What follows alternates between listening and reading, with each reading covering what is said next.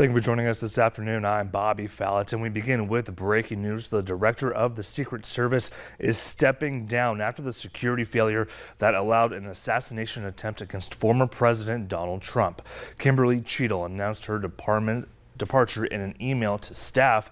The Secret Service director was facing calls for her resignation after the security failure at the Trump campaign rally in Butler County, Pennsylvania, where a shooter opened fire targeting the former president.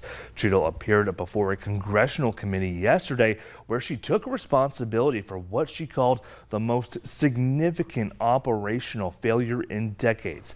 Cheatle worked for the Secret Service for nearly 30 years. In a statement, President Joe Biden wished her the best and said that he would appoint a new director soon.